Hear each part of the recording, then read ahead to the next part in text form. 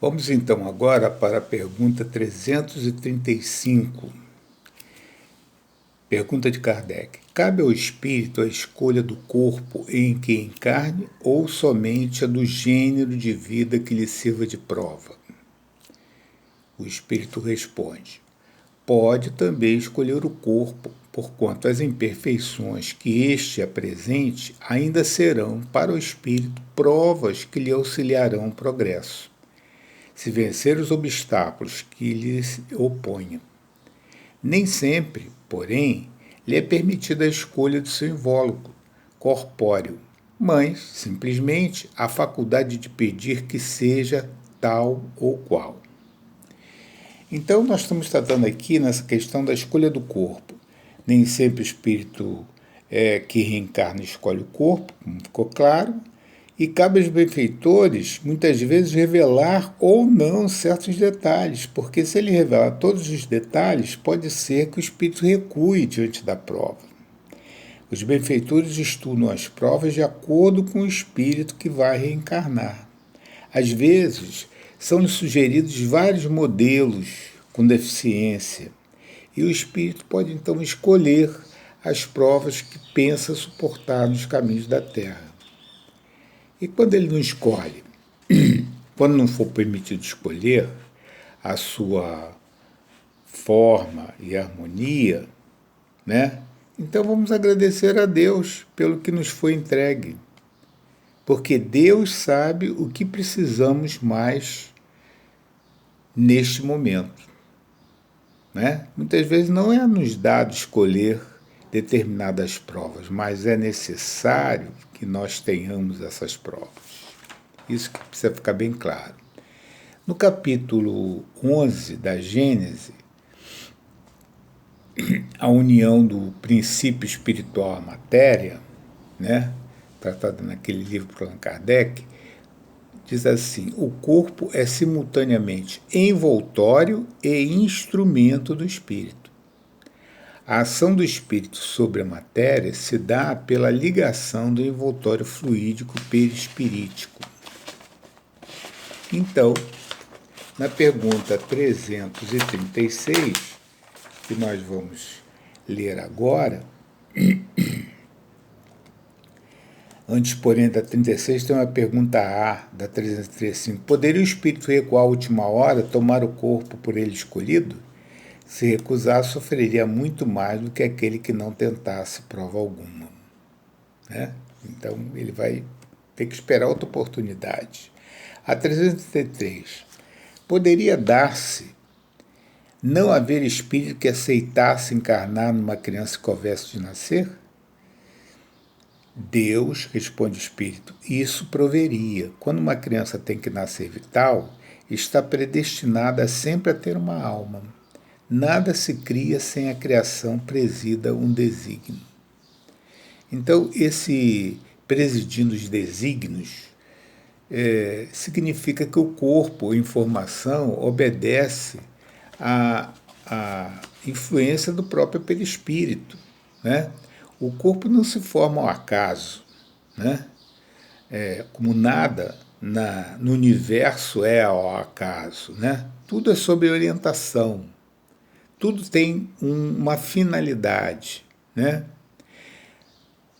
Para o corpo que está se formando, já se encontra escolhida uma alma que irá lhe mover. Alma, nós designamos aquele espírito que já está reencarnado. Então, já está designado um espírito que vai reencarnar naquele corpo e, a partir daí, nós vamos denominá-lo alma. As primeiras ligações de perispírito ao corpo se dá na concepção. Geralmente, o espírito já vem acompanhando seus pais por algum tempo, né? E às vezes o corpo vem com algum defeito. Aí o médico, que é materialista, não sabe de todo esse planejamento da espiritualidade para a reencarnação, fala assim: a natureza esqueceu de fazer isso ou aquilo nesse corpo. Isso é falso, né? Isso é um fake. Por quê? A natureza é Deus operando e ele não se esquece de nada.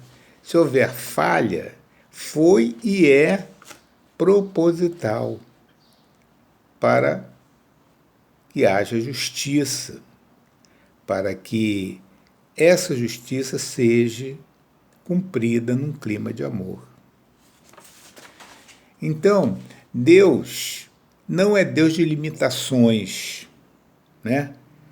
O homem não pode imputar à natureza ou a Deus essa ou aquela falha. Essa ou aquela falha, elas estão programadas, não é? Muito bem. Na pergunta 337, nós temos: pode a união do espírito a determinado corpo ser imposta por Deus? O espírito responde: certo. Do mesmo modo que as diferentes provas, mormente, quando ainda o espírito não está apto a proceder à escolha com conhecimento de causa. Por expiação, pode o espírito ser constrangido a unir a um corpo de determinada criança que, pelo nascimento e pela posição que vem ocupar no mundo, se lhe torna instrumento de castigo, né? Necessidades, né? Então, tratamos aqui da imposição, quando o espírito não tem discernimento para escolher o corpo, né? Há então uma imposição para ele se unir, e isso é compatível com as suas necessidades. O nome disso é justiça e bondade de Deus, né? Oferecendo essa oportunidade a ele. Mesmo espírito com mediano discernimento tomam a opinião de algum benfeitor. Já vimos lá na frente, né, em Tobias. E quanto a essas encarnações são variáveis, né? Uns estão bem, outros não, né? Outros estão em posição de destaque, outros não, né? Então, hoje um está bem, amanhã não está mais, né? Vamos deixar essas imposições dessas situações e acontecimentos somente para Deus. Não vamos nos revoltar, né? Porque revolta é a falta de fé em Deus.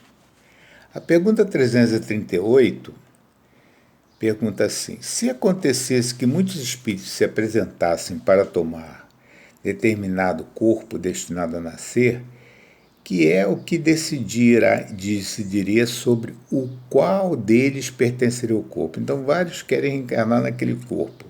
Então, como é que se decide isso? Aí o Espírito responde: muitos podem pedi-lo, mas, em tal caso, Deus é quem julga qual o mais capaz de desempenhar a missão a que a criança se destina. Porém, como já eu disse, o Espírito é designado antes que soe o instante em que haja de unir ao corpo. Então, não há improviso no planejamento divino. Não se trabalha, Deus não trabalha com improvisações. Deus é quem julga o mais capaz de desempenhar a missão que a criança vai se destinar. Antes do espírito se unir ao corpo, tornar-se alma encarnada, o espírito tem encontros com os pais, principalmente com a mãe, né? O óvulo e o espermatozoide se formarem, forma a primeira célula ovo, né, quando se juntam, já são feitos os primeiros laços do perispírito, né, a esse corpo, né? Então aqui a gente abre um parênteses: como é errada a concepção materialista em que diz que só há vida quando há nascimento.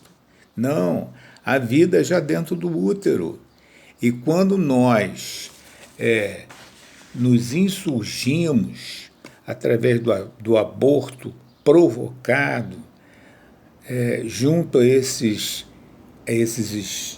seres que estão se formando já com o espírito, iniciando a sua ligação a esse corpo, nós cometemos algo que pode ser denominado assassinato.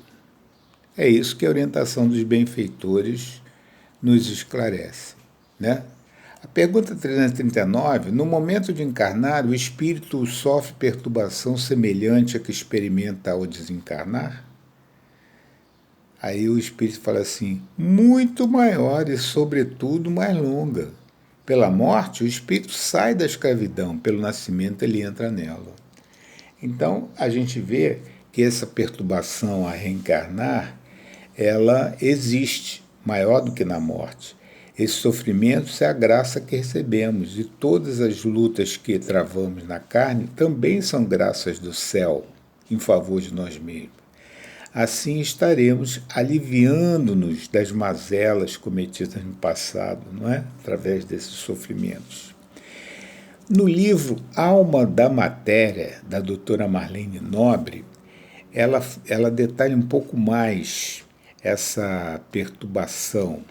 Ela fala assim: o perispírito passa por algumas modificações em seu estado antes de reencarnar.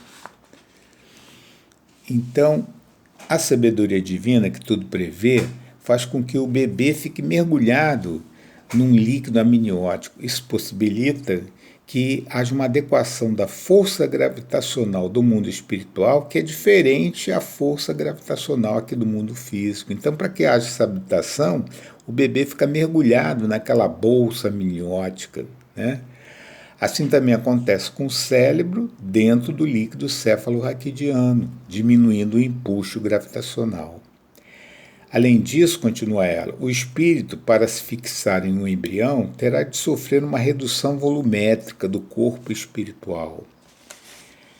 Então, seu perispírito passará por um processo de miniaturização.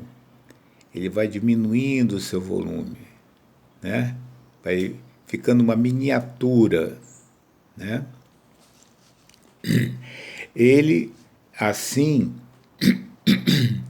não perde as suas características essenciais, né? Nem os seus registros da vida passada. Essa miniaturização do perispírito, além de facilitar a ligação do corpo biológico, também ocasiona a perda de consciência progressiva por algum tempo.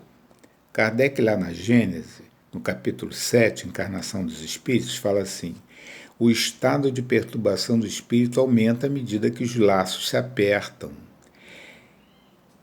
E ele vai perdendo toda a consciência de si próprio, de sorte que jamais presencia o seu nascimento. Quando a criança respira, começa a recobrar essas faculdades. Joana de Ângelo, no livro Estudos Espíritas, na lição 41, fala: no perispírito estão as matrizes reais das funções que se manifestam na organização somática. Encarregado de transmitir e plasmar no corpo as ordens que procedem do espírito. Arquivo de experiência de anteriores reencarnações impõe ao corpo limitações ou coerções, ou, por outro lado, também pode ampliar os recursos mentais conforme as ações dos estágios ou reencarnações anteriores. Continua Joana.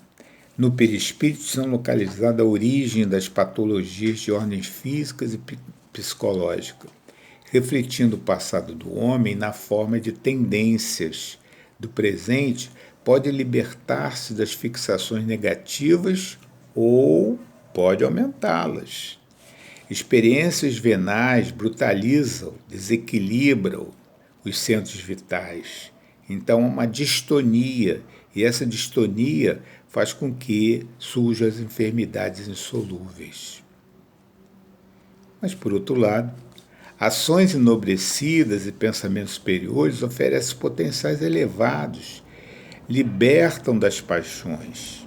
Então, moralizar-se, disciplinar-se, elevar-se, libertam-nos das nossas mazelas que estão impregnadas no nosso perispírito. Na pergunta 340, diz Kardec: é solene para o espírito instante de sua reencarnação? Pratica esse ato considerando de grande importância? Aí ele fala assim, o espírito responde: procede como se um viajante que está embarcando para uma travessia perigosa e que não sabe que se encontrará ou não a morte nas ondas que se decide enfrentar. O viajante que embarca sabe que o período se lança, mas não sabe se naufragará. O mesmo se dá com o espírito, conhece o gênero das provas que submete, mas não sabe se sucumbirá. Assim como, para o espírito, a morte do corpo é uma espécie de renascimento, a reencarnação é uma espécie de morte, ou antes, de exílio, de clausura. Ele deixa o mundo dos espíritos pelo mundo corporal, como o homem deixa esse mundo por aquele. Sabe que reencarnará como homem, sabe que morrerá, mas, como este em relação à morte, o espírito só no instante supremo, quando chegou o momento predestinado, tem a consciência de que vai reencarnar. Então, qual o homem em agonia, dele se apodera a perturbação, que se prolonga até a nova existência, se acha positivamente excitada. A aproximação do momento de reencarnar sente uma espécie de agonia, né? Então, ele está tratando aqui do momento decisivo, né? Para o mundo espiritual, a morte é quando, ou o exílio é quando se reencarna. Para o mundo espiritual, a vida ou liberdade é aquela que se adquire quando nós desencarnamos, né? Nós temos uma visão contrária, né? Ou seja, nós estamos nascendo a uma felicidade do lado de cá, né? Com a chegada desse momento. E realmente é uma felicidade, mas ele não deixa de estar entrando num exílio. Quando da morte, ele não deixa de estar entrando no seu estado de liberdade, porque ele está indo para a vida maior, né? Mas não esqueçamos de que do lado de cá e do lado de lá somos no mesmo rebanho, que é o rebanho do Cristo. Não estamos perdidos, nós não estamos largados nesse universo, né? Nós temos é que nos esforçar para compreender o amor e amar, para compreender a caridade e praticar, para perdoar, compreender o perdão e perdoar. Se desejamos transformar por fora, temos que nos transformar por dentro. Reencarnar é enfrentar uma viagem. E agora aqui estamos no meio da viagem. Todos nós estamos no meio dessa viagem. Vamos aproveitar a nosso favor essa graça de Deus, né? Quando a gente pensa em interromper pelo suicídio, aí nós vamos nos complicar muito mais, porque a gente vai ter que começar essa viagem toda de novo, várias vezes, né? E não esqueçamos que nessa viagem nós temos companhias, né? São os nossos mentores, espíritos protetores, nos intuindo para o caminho da luz. O nome disso é bondade de Deus. Vamos expressar melhor. O nome disso é misericórdia de Deus para com cada um de nós, né? A pergunta 341, na incerteza que se vê quanto às eventualidades do seu triunfo, nas provas que vai suportar na vida, tem o espírito uma causa de ansiedade ante a encarnação? O espírito responde, de ansiedade bem grande, pois que as provas da sua existência ou retardarão ou farão avançar conforme a suporte, né? Ele está diante de possibilidades que ele pode vencer ou não, né? Sempre há uma grande inquietação, então, no momento da reencarnação. Se tem fé em Deus e conhece os ensinos de Jesus, sua esperança aumenta, né? Espírito é como se fosse assim, eu tenho que levar um peso de um lugar para outro. Eu posso, de uma vez só, levar esse peso com grande esforço, mas eu posso também levar esse peso em parte. Vim aqui pegar um pedaço, levar, pegar outro pedaço, levar, pegar. Deus está vendo o nosso esforço, nós estamos empregando em cada etapa. Pode ser que a gente seja mais preguiçoso e leve pedacinhos pequenos, então temos que vir mais vezes, né? Para fazer essa transferência de um peso para outro. Assim são as encarnações. Então, independente do nosso esforço, ele também está nos enviando ajudantes que nos estimulam, né? Como nós já falamos. Os espíritos missionários, esses tudo suportam dentro da carne e fora dela. O sofrimento para esses espíritos representam forças novas para suas caminhadas, né? Eles são de outra classe, na realidade diferente da nossa, né? Pensemos na fé, meditamos para juntar essa confiança à fé raciocinada, nos levará à esperança divina. Assim, nossa presença, onde for, será motivo de glória e de alegria pela vida que levamos e estimulamos outras pessoas em volta de nós, né? Os caminhos são pedregosos, tem espinho, tem surpresas, mas esses caminhos é que nos mostram o que já aprendemos, né, na nossa renovação interior. A vida é avanço, a vida é amor.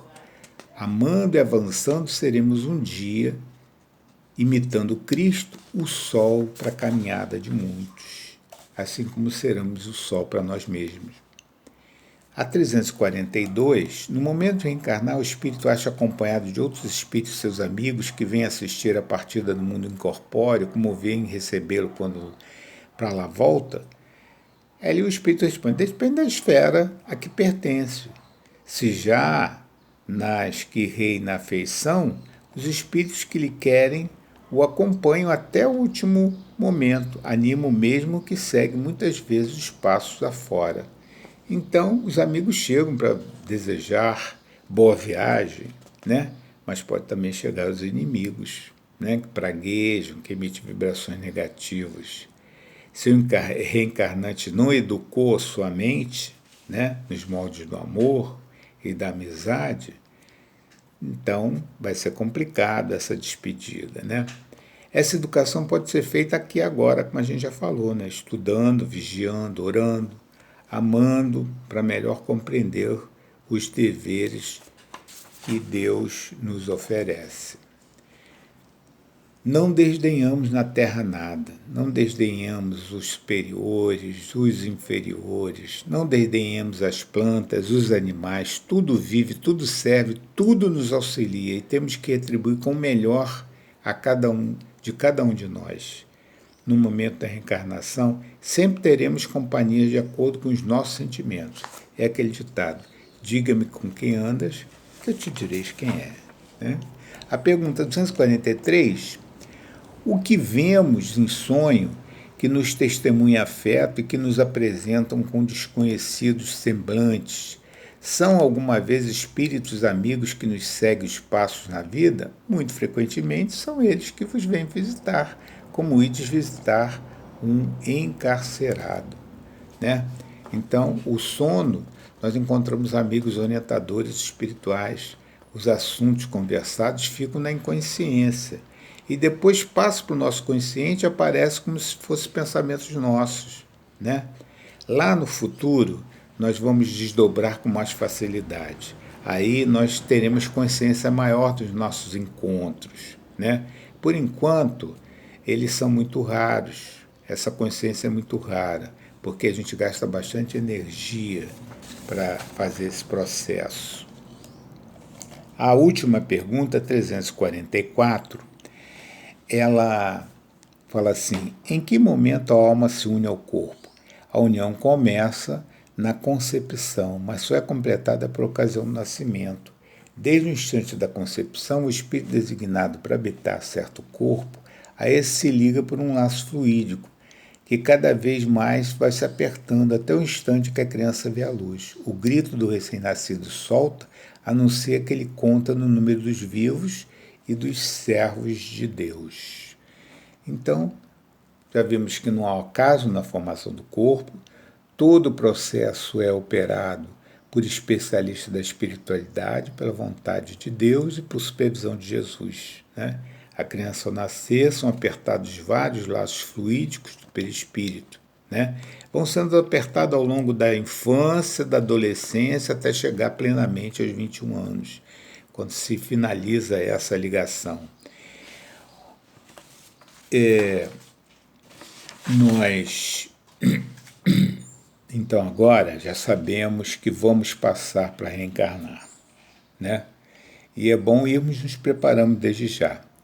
Lá no livro Instruções Psicofônicas, psicografado por Francisco Cândido Xavier, em 1955, o espírito Efigênio Vitor nos alerta o seguinte: em se tratando de experiência religiosa após a vida corporal, poucos padres continuam padres, poucos pastores continuam pastores, raros médios continuam médios. pois na Terra vivemos em fuga dos deveres de realização, pois quase sempre temos o vício de pretender a santificação do vizinho antes da nossa própria melhoria. Então, vamos prestar atenção naquilo que nós estamos fazendo com essa graça que é a nossa reencarnação. Bom, meus amigos, nós estamos, então, próximo à maior data da cristandade, que é o Natal, e eu não podia deixar no final de, através de Casimiro Cunha, de lembrar essa data magnânima que daqui a pouco, daqui a alguns dias, nós vamos viver com as nossas famílias. Então, é intitulada Súplica de Natal e foi colocada por Casimiro Cunha no livro Coletânea do Além, Psicografia do Chico. Diz o seguinte, para finalizarmos. Na noite santificada, em maravilhas de luz, sobem preces, cantam vozes, lembrando-te, meu Jesus. Entre as doces alegrias do teu Natal, meu Senhor, volve ao mundo escuro e triste os olhos cheios de amor. Repara conosco a terra, angustiada e ferida, e perdoa, mestre amado, os erros da nossa vida. Onde puseste a alegria, da paz, da misericórdia, desabam tormentos rudes de iniquidade e discórdia. No lugar onde plantaste as árvores da união, vivem monstros implacáveis de dor e separação. Ao longo dos teus caminhos sublimes e abençoados, surgem trevas pavorosas de abismos escancarados. Ao invés de teus ensinos, de caridade e perdão, predominam sobre os homens a sombra do crime e opressão. Perdoa, mestre, os que vivem erguendo a nova cruz. Dá-nos ainda a bonança de tua divina luz. Desculpa, mundo infeliz, distante das leis do bem. Revela as destruições da humana Jerusalém. Se a inteligência dos homens claudicou e recaiu, a tua paz não mudou e ao teu amor não dormiu. Por isso, ó Pastor Divino, nos júbilos do Natal, saudamos a tua estrela, a vida excelsa e imortal. Que o mundo te guarde a lei, pela fé que nos conduz, das sombras da nossa vida ao reino da tua luz. E rapidamente, na antologia do Natal, também do mesmo Casimiro Cunha, Canção de Natal. Mestre amado, agradecemos em teu Natal de alegria, a paz que nos anuncia a vida superior. Por nossa esperança em festa, pelo pão, pelo algazarre, pelo suor do trabalho, louvado seja, Senhor. Envoltos na luz da prece, louvamos-te, dons supremos, nas flores que te trazemos, cantando de gratidão. Felizes de reversos, rogamos-te, doce amigo, a bênção de estar contigo no tempo do coração. Muita paz, Feliz Natal para todos e que 2021 seja também um ano de grandes realizações para todos. Que Jesus abençoe a todos nós. Muito obrigado.